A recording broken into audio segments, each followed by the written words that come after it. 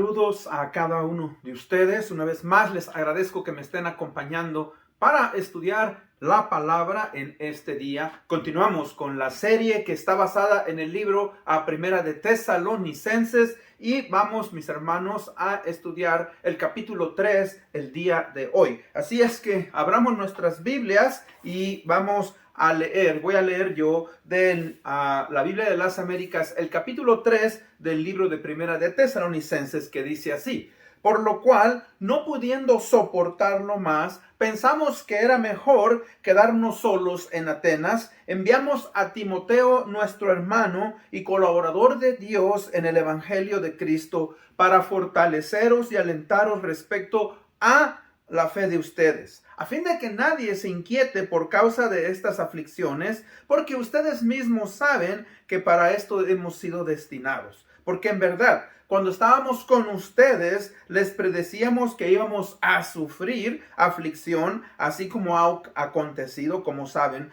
Por eso también yo, cuando ya no pude soportarlo más, envié a Timoteo para informarme de su fe, por temor de que el tentador los hubiera tentado y que de vuestro trabajo hubiera sido en vano. Pero ahora Timoteo ha regresado de ustedes a nosotros y nos ha traído buenas noticias de su fe y de su amor, y de que siempre tienen un buen recuerdo de nosotros y anhelan vernos como también nosotros a ustedes. Por esto, hermanos, en toda nuestra necesidad y aflicción, fuimos consolados respecto a ustedes por medio de su fe, porque ahora sí que vivimos si ustedes están firmes en el Señor.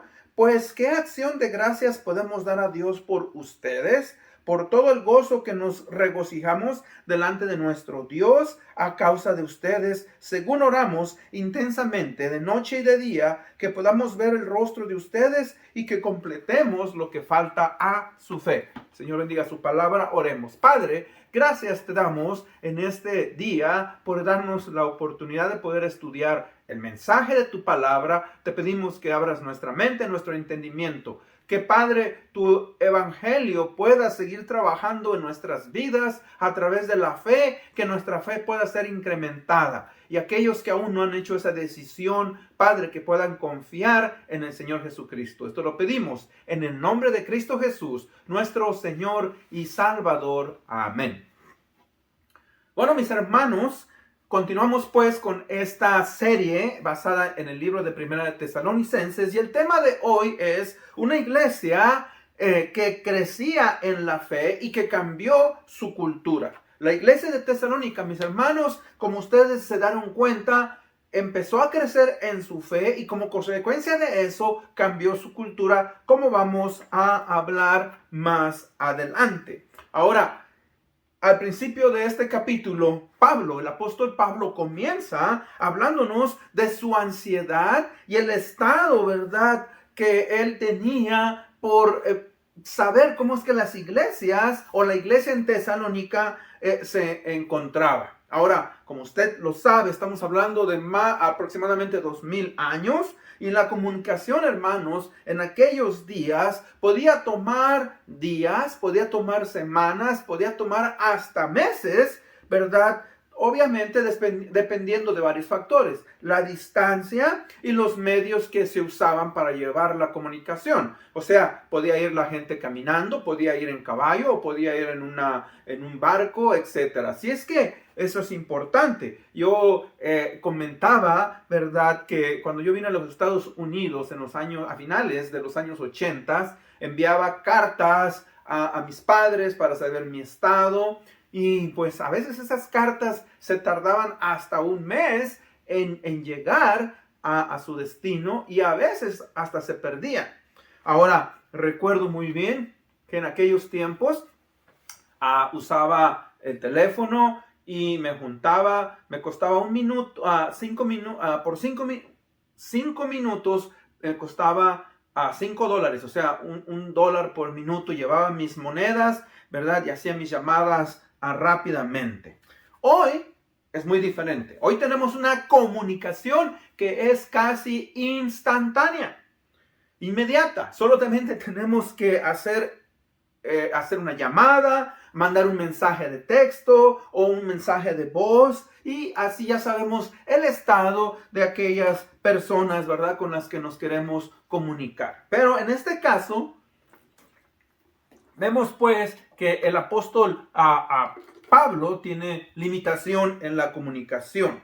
Ahora, vemos pues que por eso él se queda en Atenas juntamente, ¿verdad?, con Silas, y envía a Timoteo para saber el estado, ¿verdad?, de la fe. Ahora, entonces, punto número 1, vamos a ver las características de una iglesia que está creciendo en la fe. Características de una iglesia que está creciendo en la fe. Primeramente vemos que es fortalecida y alentada a crecer en la fe. Por eso Pablo en el versículo 2 dice: enviamos a Timoteo, nuestro hermano y colaborador de Dios en el Evangelio de Cristo, para fortaleceros y alentaros respecto a la fe de ustedes. O sea, todo creyente debe de ser fortalecido y debe de estar constantemente creciendo en su fe. Uno como individuo debe de buscar desarrollar una fe que sea fuerte. Una fe, mis hermanos, obviamente, que está fundamentada en el Señor Jesucristo. Y saber, ¿verdad?, que caminar con el Señor es algo importante. O sea, lo hacemos día a día, semana tras semana, mes tras mes, año tras año, confiando en que Él nos va a cuidar, nos va a proteger, que Él nos va a dar consuelo, nos va a fortalecer en cada momento, en cada situación que atravesemos en la vida cristiana. Ahora, pregunta para usted: ¿por qué todo cristiano necesita una fe que crezca? Bueno, recuerde, para que nos mantenga firme. Una fe que nos mantenga firmes y que nos lleve a perseverar y que constantemente podamos crecer. O sea que recuerden, mientras más nosotros confiamos en nuestro Señor Jesucristo, obviamente que nuestra fe, mis hermanos, crece y es fortalecida. Y podemos llevar a cabo esas conquistas en la vida, y no solamente conquistas, pero llevar a cabo aquellas cosas, ¿verdad?, que hemos sido llamados a hacer en la vida cristiana. O sea que, fíjese que una fe fuerte en el Señor Jesucristo nos permite varias cosas. Cuando menos, triunfar sobre las pruebas y tentaciones en la vida, y el llevar a cabo el propósito por el cual Cristo Jesús nos ha llamado como cristianos. Y vemos entonces en este pasaje, ¿verdad?, que muchos o la mayoría de los creyentes de la iglesia en Tesalónica tenían una fe fuerte, habían desarrollado una fe fuerte. Por tanto, su fe, ¿verdad?, era algo que también podía ser de modelo para los cristianos, y no solamente de ese tiempo, sino también de nuestro tiempo. Yo le he dicho que cuando usted lee la carta de los Hechos, el capítulo 16 y especialmente el capítulo 17, se nos habla y se nos dice que Pablo estuvo predicando el evangelio aproximadamente 3 días de reposo. Y yo le he dicho que mientras llegó y mientras se fue puede ser hasta un mes. Algunos teólogos dicen que posiblemente Pablo pasó más tiempo, hasta 3 meses. Pues vamos a decir que fue un mes o hasta 3 meses. Y eso es lo sorprendente. Lo sorprendente es que tan poco tiempo, en 3 meses, de un mes posiblemente a 3 meses, una iglesia fue establecida. Y esta iglesia, mis hermanos, fue una iglesia firme en la fe. Una iglesia que empezó bien, a pesar de que era perseguida, de que estaba sufriendo tribulación, se fundamentaron en la fe en el Señor Jesucristo. Así es que eso es algo muy importante. Y otra pregunta es: ¿qué es una fe fuerte? Bueno, recuerde, una fe fuerte nos permite o nos ayuda a pelear en contra de la ansiedad. Pablo nos lo dice aquí, dice: no pudiendo soportarlo más, pensamos que era mejor quedarnos solos en Atenas y enviamos a Timoteo. O sea, Pablo, mis hermanos, estaba ansioso por saber el estado de estos hermanos. Pero como él tiene una fe fuerte, una fe fundamentada en el Señor Jesucristo, pues él, ¿verdad? Confía en Dios. Ahora, no solamente confía, pero envía a Timoteo hasta la ciudad de Tesalónica, desde Atenas a Tesalónica, para, ¿verdad?, saber cómo es que estaban estos hermanos que estaban sufriendo persecución por la comunidad donde ellos, ¿verdad?, vivían. Ahora, por eso es que ellos son dignos de ser imitados, y nosotros hoy, en nuestros días, mis hermanos, también debemos de aprender, ¿verdad?, a imitar a esta iglesia. En este estudio, en esta serie, hasta ahorita el capítulo 3, para mis hermanos ha sido algo que me ha llevado, fíjense, a aprender de ellos, algo que me ha ayudado. Una fe fuerte, mis hermanos, no se deja mover por las pruebas. O sea, que cuando usted y yo desarrollamos una fe fuerte, fíjese que van a venir las pruebas, van a venir las tribulaciones, las dificultades, enfermedad, lo que sea, pero nos va a hacer que permanezcamos firmes en la fe en Cristo Jesús. Ahora, otra característica de una fe, mis hermanos, fuerte, es que nos da un testimonio excelente. Y cuando digo testimonio, fíjense cómo Pablo está orgulloso de estos hermanos y constantemente está expresando, ¿verdad?, acerca de su fe. Está diciendo que él está asombrado y que él está gozoso de que estos hermanos, a pesar de que están sufriendo, a pesar de que están siendo perseguidos y están en tribulación, siguen adelante buscando honrar al Señor Jesucristo. Ahora, una fe fuerte, mis hermanos, conmueve y anima a los corazones de los demás. O sea, cuando yo he visto a personas que están sufriendo, pero veo que están firmes en su fe, eso me anima y anima a otros hermanos. De la misma manera, cuando yo expreso mis problemas, expreso cómo estoy pasando por dificultades, veo que otros también se animan. Y eso es algo que nosotros, mis hermanos, pues debemos de seguir y debemos de continuar adelante. Por eso es importante que una iglesia, ¿verdad?, sea fuerte en la palabra de Dios, que aplique los principios que hemos recibido de parte de la Biblia, ¿verdad? ¿Por qué? Porque estos principios nos van a llevar, mis hermanos, a tener gozo, a darle honra y gloria a Jesucristo. Pablo le pide a los hermanos de Tesalónica y nos pide a nosotros que busquemos por eso crecer en la fe, en el amor y en la santidad. O sea, tener una sana doctrina, tener una relación con Dios, con Jesucristo, con el Espíritu Santo y con los hermanos. Algo muy importante. Ahora, fíjese que en el capítulo 3, el apóstol Pablo menciona la importancia de la fe 5 veces. O sea, en el versículo 2, en el versículo 5, en el versículo 6, en el versículo 7 y en el versículo 10. Por eso, ¿verdad? Vemos en Hebreos 11:1 dice que la fe es pues la fe, la certeza de lo que se espera, la convicción de lo que no se ve.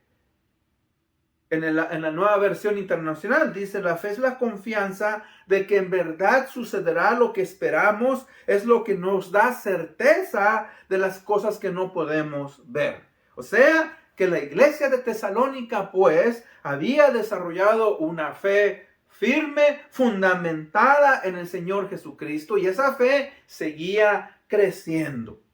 Una fe, mis hermanos, que llevó a los miembros de esa iglesia en Tesalónica a cambiar su cultura, a ser perseguidos, pero seguir adelante y estar fundamentados en los principios de la palabra de Dios, obviamente del Antiguo Testamento que ellos tenían y de las cartas que Pablo estaba enviando. Ahora, por eso es importante Ahora vamos a entrar, hermanos, al punto número 2.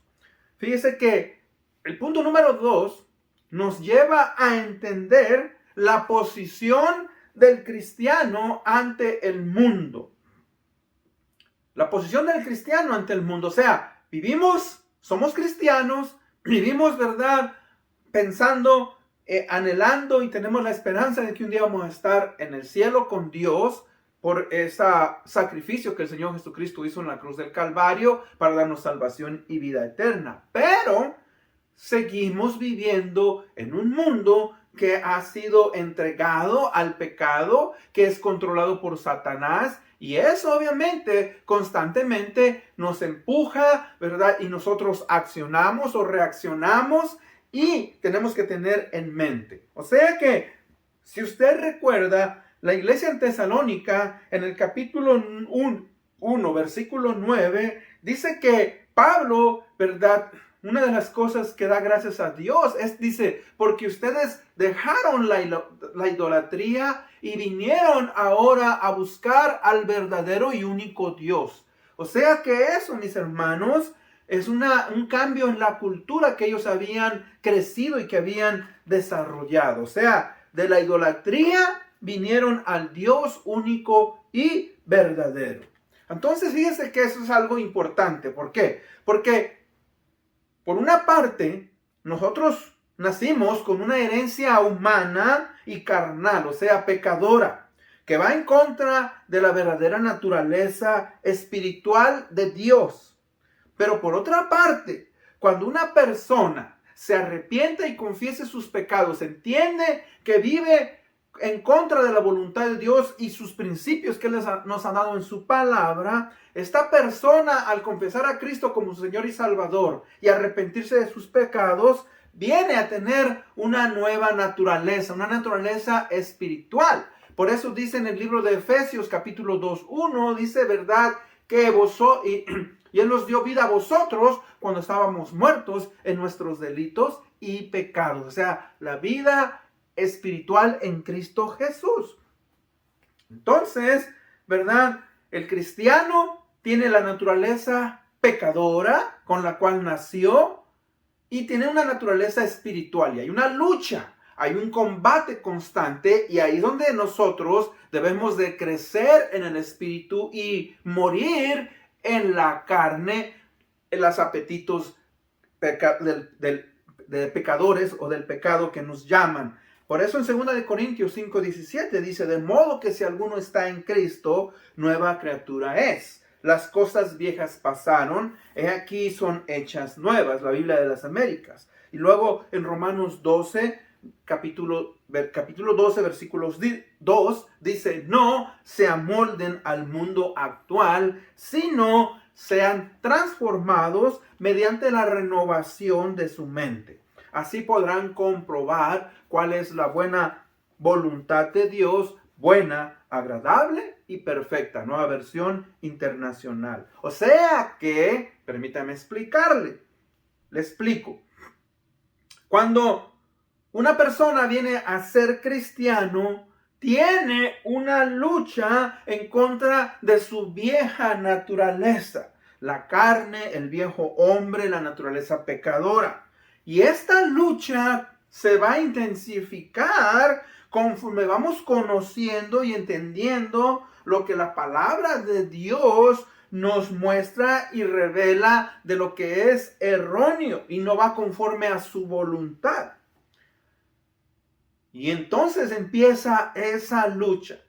Por eso aquellos, fíjese, que son creyentes nuevos, aquellos que se incorporan a la iglesia y que son bebés en Cristo, es importante que sean discipulados, es importante que aprendan a leer la palabra, aprendan a orar, que aprendan a tener comunión con los hermanos. Por eso es importante, fíjese, que un nuevo cristiano se incorpore a la iglesia local. Ahora, no solamente un nuevo cristiano, pero todo cristiano debe de incorporarse. Es posible que algunos de ustedes desde la pandemia aún no se han congregado en una iglesia local. Y es importante porque es parte usted es miembro de la familia de Dios. Y Dios quiere que todo creyente sea miembro y participe en la iglesia local. Ahora, si usted no ha recibido al Señor Jesucristo como Señor y Salvador, nuevamente esa es la invitación, ¿verdad? La invitación es que usted tenga una experiencia con el Señor Jesucristo.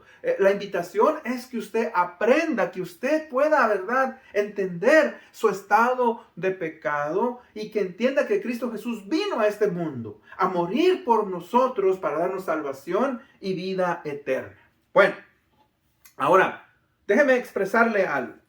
La cultura en la que nace un individuo y se desarrolla afecta su manera de creer, su manera de comportarse, ¿verdad? Y la manera en que ve al mundo, la manera en que él responde a Dios y a las cosas espirituales. Déjeme definirle lo que es entonces la cultura. Bueno, la cultura es el conjunto de costumbres, maneras de pensar, valores morales, creencias religiosas, estudios educativos y aún de las artes y de la comida que se llevan a cabo por un grupo de personas y que nos permiten ver o percibir el mundo de una manera particular. Es lo que llamamos una cosmovisión, o sea, la manera en que vemos al mundo. Y cada individuo puede percibir el mundo de acuerdo a su cultura, de acuerdo a su edad, de acuerdo a sus estudios, de acuerdo a la religión en que nació. O sea, son muchas cosas. Por eso, ¿verdad? La palabra de Dios nos dice ahí en Romanos 12:2 dice, no se amolden al mundo actual, sino sean transformados mediante la renovación de su mente. O sea, tenemos, hermanos, que una vez que venimos al cristianismo, tenemos que tenemos que salir de la manera en la cual nosotros, ¿verdad?, fuimos formados y veíamos al mundo. Fíjese que una iglesia fuerte en la palabra de Dios, en su fe, que aplica los principios de la palabra de Dios, trae gozo, trae gloria a Jesucristo y a aquellos que los ministran. En este caso, Pablo, ¿verdad?, nos pide que crezcamos en la fe, el amor y la santidad. Dice el versículo 6, pero ahora Timoteo ha regresado de ustedes a nosotros y nos ha traído buenas noticias de su fe, de su amor y que siempre tienen buen recuerdo de nosotros, anhelando vernos como también nosotros a ustedes. O sea, Pablo les está diciendo que es algo magnífico, ¿verdad? Y les dice, sigan creciendo entonces en su fe, en el amor entre ustedes y en la santidad para con Dios. En cuanto hablamos de la fe, mis hermanos, yo creo que una de las cosas más importantes es la fe que tiene que ver con la sana doctrina. Por eso es importante estudiar los principios que la palabra de Dios nos enseña. Una fe sana, viene de una sana doctrina, del entendimiento de los principios de la palabra de Dios. Ahora, cuando nos habla del amor, está hablando primeramente en nuestra relación con Dios, en nuestra relación con nuestros hermanos, con nuestro prójimo, y luego en santidad, pues obviamente la separación del pecado, la manera en que antes vivíamos sin Cristo y la manera que debemos de vivir ahora en Cristo.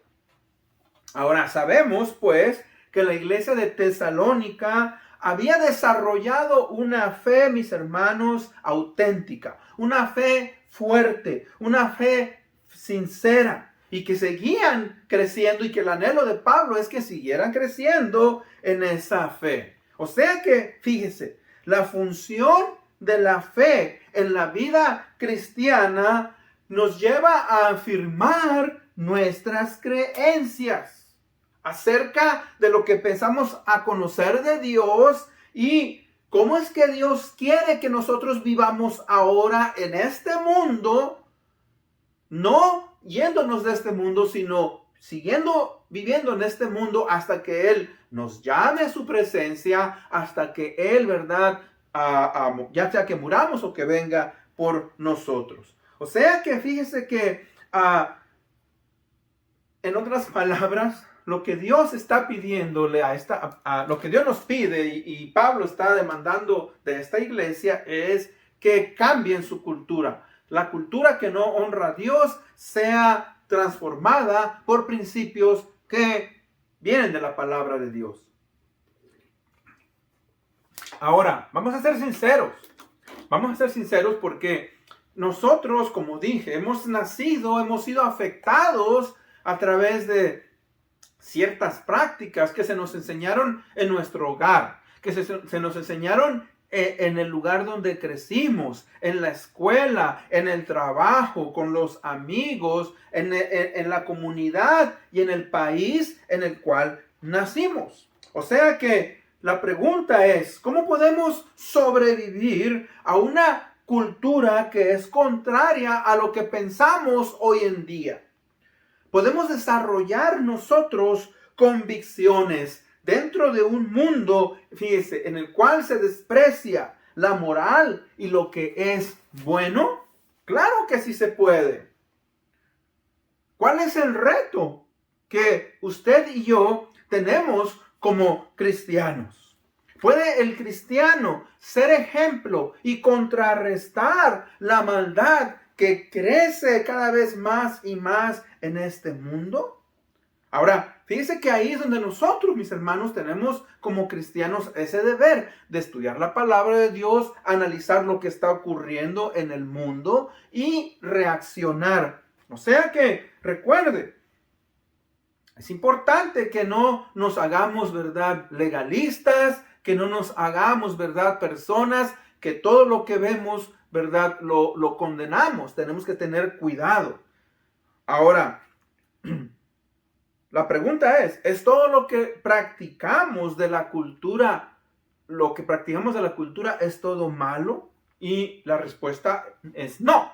No todo, ¿verdad?, lo que practicamos de la cultura es malo. Entonces, tenemos que usar el filtro de la palabra de Dios y qué es lo que la palabra de Dios nos dice en cómo debemos de conducirles. Déjenme darle un ejemplo. Mire, mirar televisión. ¿Mirar televisión es malo? No, mirar televisión no es malo. Lo que es malo son aquellos programas, aquellas películas, aquellos shows, aquellas series de televisión que obviamente no honran a Dios. O sea, por ejemplo, hay películas en las cuales, mis hermanos, se habla la F y se maldice a Dios y tienen inmoralidad sexual. Ahora, eso es lo que hace de un show, de una película, algo que es incorrecto. Eso es lo malo, ¿me entiende? Debemos nosotros como cristianos sustituir y sacar esas costumbres, esas películas que nosotros, o shows, o comedia, lo que sea que antes veíamos, pero que ahora nos van a afectar la manera en que pensamos. O sea que hay dos cosas. Las cosas que debemos de dejar y las cosas que tenemos que cambiar. En el libro de Efesios, capítulo 4, versículos del 17 al 22, dice en el 22, en cuanto a la pasada manera de vivir, dice que nos despojemos del viejo hombre, el cual está viciado conforme a la manera en que fue a la manera que aprendió. Estoy parafraseando. O sea que mire, las cosas que debemos de dejar, que debemos de cortar ya. Por ejemplo, vicios como alcohol, como las drogas, cosas, ¿me entiende?, que sabemos que nos afectan. Debemos de dejar la mentira. La mentira, debemos de dejar, por ejemplo, el enojo.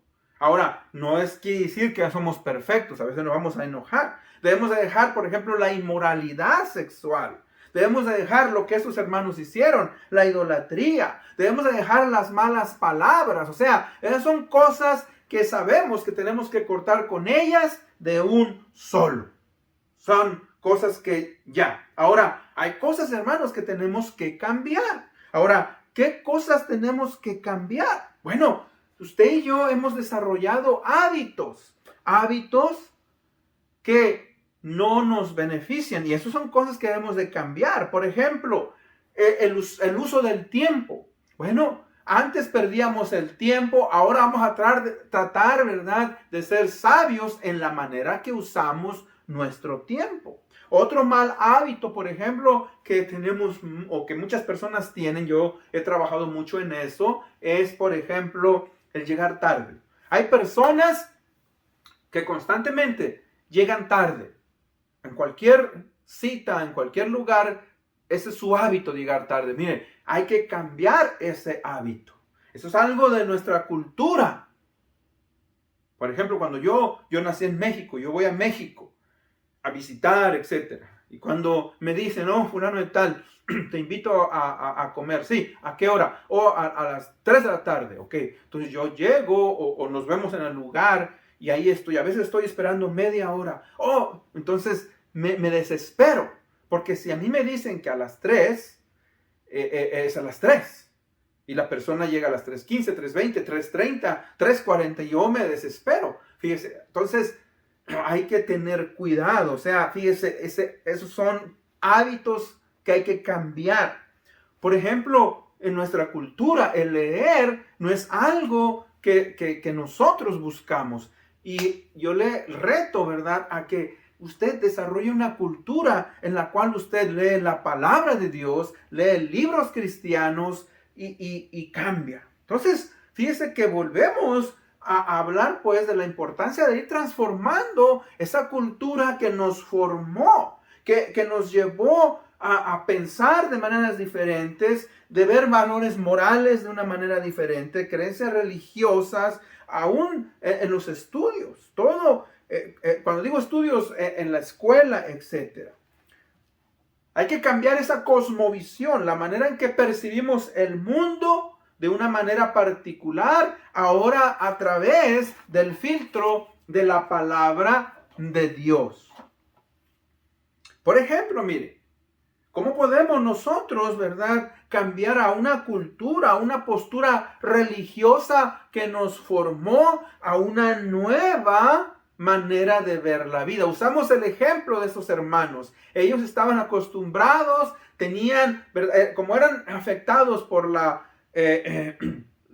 habían sido afectados por la cultura griega, pues ellos tenían muchos dioses. Y ahora ellos vienen y cambian esos dioses y tienen un solo Dios, quien es el creador, quien es el único. Y ahora, fíjese, ellos tienen que transformar. Y eso es un shock para muchos cristianos, para muchas personas que reciben a Cristo, ¿verdad? Pues se nos dice, por ejemplo, ¿y cómo voy a dejar la religión que me dieron mis padres? ¿Y qué voy a decirle a mis amigos? ¿Qué voy a decirle a mi familia? Fíjese, empezamos a luchar. Por eso es importante. Fíjese que en el caso de Pablo, cuando Pablo y los apóstoles empiezan a predicar el evangelio de Jesucristo, ellos están cambiando una manera de pensar religiosa que fue establecida aproximadamente 2000 años antes del Señor Jesucristo. Estamos hablando, ¿verdad?, de Abraham. Abraham es llamado porque él va a formar una nueva nación de su hijo Isaac, y luego de su hijo Isaac tiene a Israel o a Jacob, y de Jacob vienen las 12 tribus, y ahí viene la historia. Entonces, cuando ellos vienen y hablan acerca de cómo Jesucristo, ¿verdad?, es el Mesías, el Salvador, pues esta gente, obviamente, mis hermanos, están tan impregnados en la religión, pero no la han entendido. Fíjense, ese es el problema de muchos de nosotros. Muchos de nosotros no hemos entendido lo que la palabra de Dios nos dice. Y vamos a la palabra y vamos viendo cómo Dios tiene un plan. Por ejemplo, desde Génesis 3:15 ya nos dice que vendrá un hijo de la mujer. Y que esa mujer, ¿verdad?, va a dar a luz y que este hijo va a darnos esperanza, va a darnos salvación. En Isaías se nos habla ya más acerca de quién, de que el Mesías vendrá, nacerá de una virgen. Y en los evangelios, ¿verdad? Sobre todo en Mateo, Lucas, se nos dice que ese hijo es Jesús, quien vino y nació de una mujer llamada María para darnos salvación y vida eterna. Ahora, cambiar todo eso, obviamente que es difícil y a los judíos les cuesta, y es lo mismo a nosotros. Nosotros fuimos conquistados por los españoles. Tenemos una herencia de más de 500 años. Ahora, los españoles también recibieron el catolicismo romano. Entonces, hay una herencia, mis hermanos, también de casi 2000 años que hay que cambiar. Y yo sé que no es fácil cambiar de la noche a la mañana, pero por eso nosotros empezamos a analizar lo que nos dice la palabra de Dios y cambiar nuestra cultura. Y no aferrarnos, ¿verdad?, a las creencias de nuestros padres, de nuestros hermanos, de nuestros amigos, de nuestra comunidad, sino debemos de analizar lo que nos dice la palabra de Dios. Ahora, hay muchas cosas que hay que cambiar de la cultura. Hay cosas que son muy controversiales el día de hoy. Mire, en el día de hoy, ¿verdad?, tenemos nuevos retos que al cristiano nos afectan. Nosotros no tenemos dioses como la iglesia de Tesalónica tenía y dejó, ¿verdad? Pero fíjese, nosotros tenemos hoy que lidiar en cuanto a al tema del aborto, en cuanto al tema de la identidad sexual, en cuanto a lo que es la evolución, en cuanto al matrimonio entre personas del mismo sexo, problemas raciales. Batallamos pues en una cultura que está más basada en la educación, la psicología y los medios de comunicación, y eso pues nos afecta. En conclusión, mis hermanos, amigo, Primera de Pedro,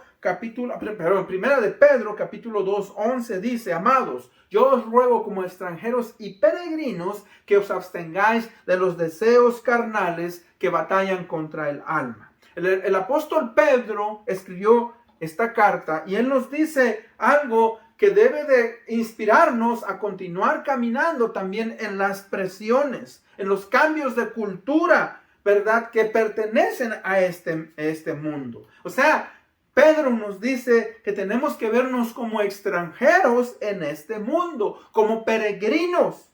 El creyente tiene una nueva patria, tiene una nueva identidad, una nueva manera de pensar. Ya no es de este mundo, sino es celestial. Y tenemos que caminar conforme a los principios que se nos han dado en su palabra.